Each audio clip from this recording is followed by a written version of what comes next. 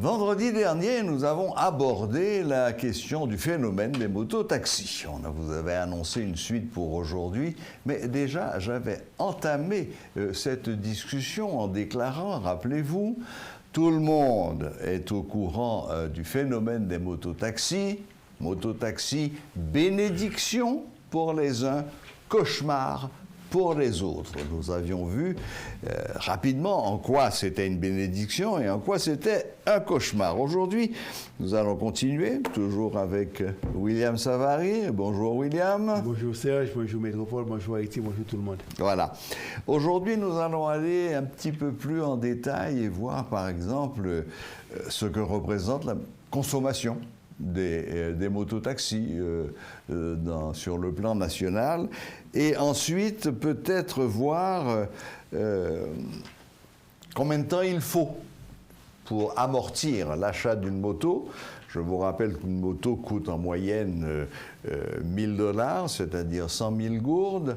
Et combien de temps il faut pour amortir une moto dont les utilisateurs nous ont dit que les mototaxis, ça durait à peu près 3 ans, à cause d'un usage quand même assez intensif.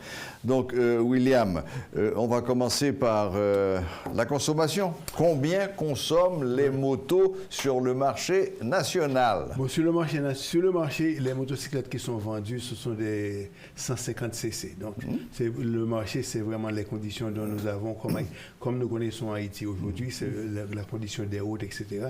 Donc, ce sont les 150 cc qui se vendent. Maintenant, les motomans, les chauffeurs de mototaxi consomment à peu près 3 gallons par semaine. Donc, si nous avons 100 000 motos, ça nous donne 300 000 gallons de consommation de gasoline par semaine. Par semaine, oui. Maintenant, avec 52 semaines, donc ça nous met déjà à 15 600 000 gallons. Pour l'année? Pour l'année. Et maintenant, si on prend que les gallons sont à $2,50, donc ça nous fait 39 millions de dollars de consommation d'essence pour les motos en Haïti. Bon, OK, on arrondit à 40. Donc on arrondit à 40. 40 millions de dollars pour la consommation en gasoline des motos par an. Par an. 40 millions. 40 millions de dollars. Maintenant, ce qui additionne une pression sur la valeur de la monnaie. Ce qui peut donc et l'augmentation du prix de la gasoline aussi fait que les dépenses de consommation sont également plus élevées. Bien entendu. Et cette augmentation de la consommation sont passées directement aux consommateurs. Donc les motos jouent un rôle très important et en matière du niveau de l'inflation dans le pays. Et oui. Évidemment, quand on voit les motos qui font du rodéo dans la rue, on n'imagine pas qu'il y a un poids économique très important derrière. Bien sûr. Et maintenant, tout ça. Et en plus de l'inflation, le fait que on est obligé d'importer beaucoup plus de pétrole pour satisfaire leurs besoins, ça aussi met de la pression sur la gourde. Maintenant, peut-être qu'il existe une façon de procéder pour diminuer la consommation de l'essence pour les motos et peut-être contribuer. Et toute décision qui aurait pu être prise pour réduire cette consommation pourrait être favorable à la stabilité de la monnaie ou au taux de change. Ouais.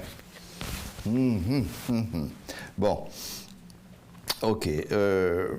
Autre chose aussi qu'on a constaté, enfin moi je l'ai constaté dans mon entourage immédiat, il y a des tas de gens qui rêvent d'entrer dans ce business.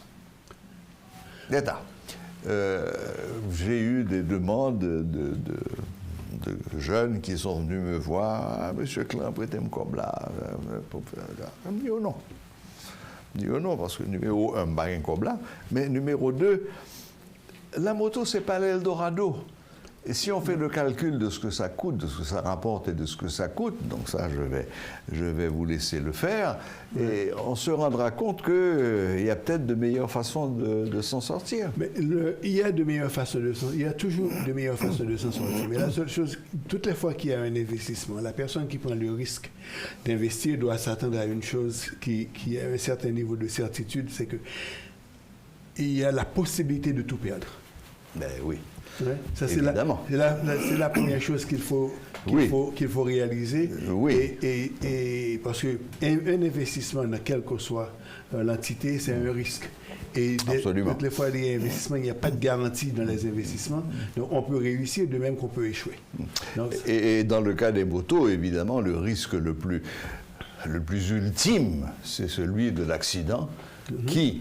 Si le motoman, comme vous l'avez appelé, a de la chance, il n'y aura que la moto qui subira des dégâts, mais ça peut aller jusqu'à des fractures et hélas aussi jusqu'à la mort. Absolument. Okay. Parce et là, comme il n'y a pas d'assurance moto, il n'y a pas d'assurance, les compagnies d'assurance n'assurent pas les motos en Haïti, bon, donc c'est une perte sèche. Absolument. Maintenant, perte totale. J'ai eu une conversation avec un médecin qui est très impliqué dans les soins de santé, dans les soins de santé, et qu'il me dit que à peu près 30% des cas qu'il voit à l'hôpital général sont liés aux motos. Bien sûr. 30% des accidents. Et il n'a pas voulu me donner de chiffres sur les morts qui ont suivi aux accidents. Et il me dit qu'ils sont assez considérables. Donc ça, ce sont les premiers risques. Et les seconds risques, c'est le vol. Une moto, parce que là, quelqu'un qui conduit une moto, par exemple dans les quartiers de Pétionville, et si cette personne a un passager qu'il doit conduire à Delma, arrivé à Delma, il est un étranger dans le quartier où il arrive, donc il est sujet à peut-être, il peut être cambriolé.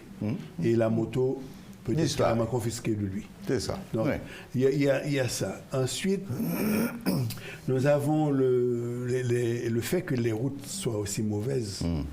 Donc, il y a les risques de réparation sont multipliés. Et aussi la négligence de celui qui conduit la moto peut additionner. Donc, en dehors de tout ça, il y a aussi les avantages. Et les avantages, c'est que si la personne peut vivre avec les risques, donc il y a des avantages qui Alors, essayons de rentrer dans les détails. Rapidement, une moto, vous m'avez dit, rapporte en moyenne à son propriétaire 1000 gourdes par jour. 1000 gourdes par jour. 1000 gourdes par jour, OK. Alors, à partir de ces 1000 gourdes, il faut qu'il, quand même, mette de côté un peu d'argent qui, au bout de 3 ans, lui permettra de remplacer sa moto. Absolument. Vous avez calculé, c'est à peu près 100 gourdes. 100 gourdes, c'est ça. OK. Donc, il met de côté 100 gourdes, il lui reste 900. Il faut qu'il mange. Il faut qu'il mange. Il faut qu'il mange. On vient de nous dire qu'aujourd'hui, on ne mange pas à Port-au-Prince, même chez les machines fritailles, pour moins de 250-300 gourdes. Disons 250 gourdes. OK. Donc 100 plus 250, ça fait 350. Correct. Il lui reste 650. 650, il faut quand même qu'il mette un peu d'essence dans la voiture. Dans la moto. 550. OK, maintenant, l'essence, il faut dire qu'il achète 3 gallons. 3 gallons pour la semaine. Pour une semaine. D'accord. Donc ça lui donne 600 gouttes pour la semaine. OK, donc disons l'autre 650 gouttes. OK, donc 100 plus 250 plus 50, ça fait 400. Il lui reste 600. 500. Parce qu'il y avait déjà 900. On travaille à partir de 900. Ah, 900, pardon. Oui, et non pas à partir de 1000, c'est exact. Oui, à partir de 900. Bon, maintenant, s'il a une famille, il faut qu'il rapporte un peu d'argent à la maison aussi. Maintenant, ce que l'on peut constater, de ce qui lui reste, 500 qui lui reste, s'il y avait une structure en place qui lui permettait d'économiser 100 gouttes, en plus des 100 gouttes qu'il met de côté pour le remplacement de la voiture. De la moto. Oui, c'est quelqu'un à la fin de l'année qui aurait pu avoir une épargne de 100 000 gouttes. Ce qui pourrait être considérable dans la vie de quelqu'un qui conduit une moto. Hein. Et ces 100 000 gouttes, si c'est un investisseur qui achète la moto et qui loue la moto, bon, cette personne peut aussi avoir une rentrée de 100 gouttes tous les jours. Donc, s'il a 10 motos, on multiplie par 10. Oui, mais si elle a 10 motos, au départ, ça fait quand même un petit investissement qui n'est pas petit. Bon, tous les investissements sont substantiels. Voilà, c'est ça. Parce qu'avec 10 motos, bon, ça veut dire que c'est quelqu'un qui rentre dans le business du transport en commun. Voilà, oui. Non, je connais des gens qui sont propriétaires de plusieurs motos qui louent. C'est ça. À des motomates. Mais là, le risque est encore plus grave parce que quand on est propriétaire de sa moto, on la soigne, on la bichonne, on en prend soin. Mais quand on est locataire, et ça c'est vrai de tous les locataires du monde, hein, quand on est propriétaire de sa maison, on la soigne. Quand on est locataire, on s'en fout. En fait, je peux vous dire que ça ressemble au business des brouettes d'autrefois. Ah oui, qui était loué à $1 par jour. Absolument, les brouettiers. Les brouettiers, c'est ça. Oui. Donc c'est le même modèle. J'ai connu quelqu'un et j'ai visité qui était propriétaire de 1000 brouettes. Okay. C'est un monsieur qui se faisait $1000 chaque matin. Okay. Parce qu'il y avait une brouette qui restait dans le parking. Donc, on se comprend. Donc, voilà. Parfois, ce qui est intéressant, les gens s'amusent à dire que le pays ne produit rien, qu'il n'y a pas d'opportunité, qu'il faut quitter le pays. Mais il y a des opportunités qui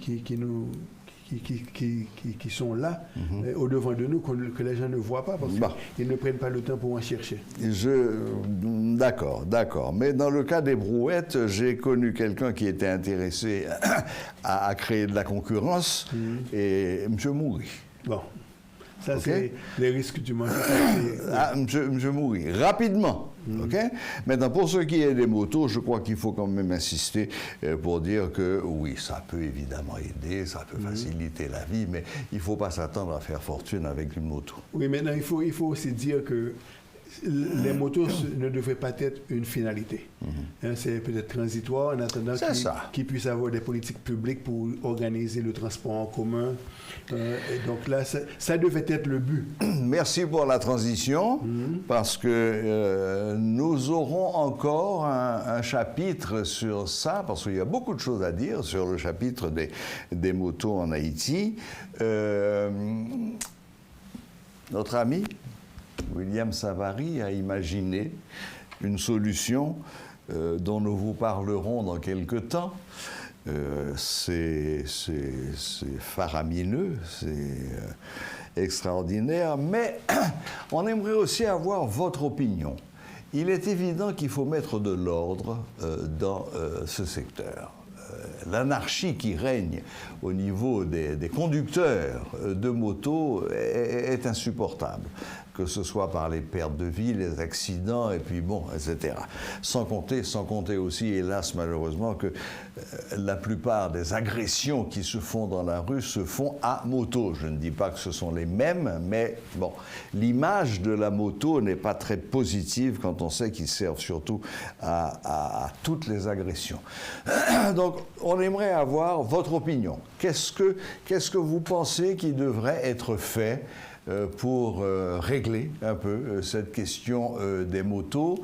Nous vous donnerons rapidement une adresse email où vous pourrez nous faire parvenir vos suggestions. Nous autres, nous prendrons l'ensemble des suggestions, nous les analyserons et nous en ferons un résumé que nous vous présenterons en même temps que le plan de William Savary, qui est peut-être chargé. Mais bon, je ne vous en dis pas plus pour aujourd'hui. Merci William, bonne fin de journée et bonne fin de journée à vous également. Merci Serge.